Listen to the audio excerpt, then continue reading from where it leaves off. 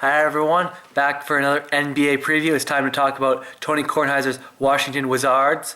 And I guess the place to start would be with Mr. Tony's least favorite player, or at least one of his least favorite players, John Wall, who was signed to a max extension. And they're going to need him to play like a max player. The only problem is, he's really not a max player. I don't think he's ever going to break the top 5 point guards in the NBA. He's a great athlete, not so great of a basketball player.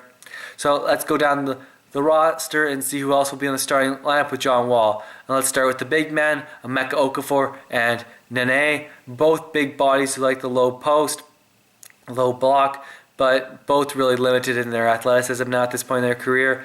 Not exactly the great players, well, if they ever were, they were never that special.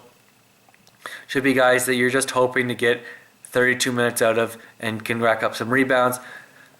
Let's look at the rest of their roster. For the rest of the stars, Bradley Beal looks like an elite guard.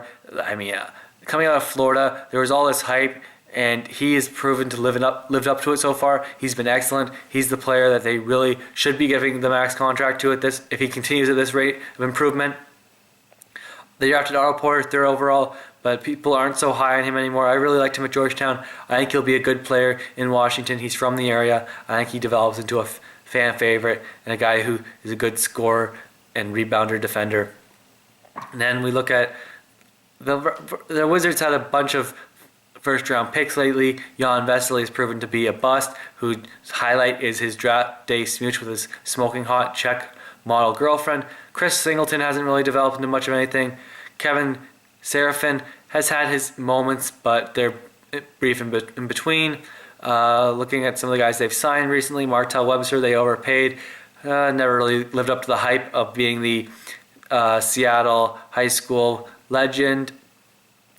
Eric Maynard, nice backup point off the bench. Spent some time with OKC. Al Harrington is amazing. He's still in the league. His 15th season. Another guy who's amazing. He's still in the league. Josh Childress. Look, his move to Europe for the cash in Greece really hasn't paid off. He's went downhill ever since. Trevor Booker is not a great player. Another guy they spent a high pick on. The one player that you're hearing a lot of good publicity about is Glenn Rice Jr.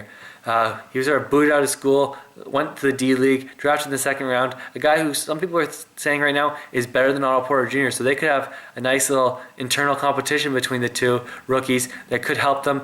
This Wizards team could sneak into the playoffs. Obviously, John Wall is riding playoffs on his shoes until they do. I think they could sneak in as a 6 or 7 seed and really out in 4 games, but at least they're there. I guess that's something good for their fans to cheer about, but they won't have a lot to cheer about in the playoffs. And that's my preview for the Washington Wizards. Thanks for watching.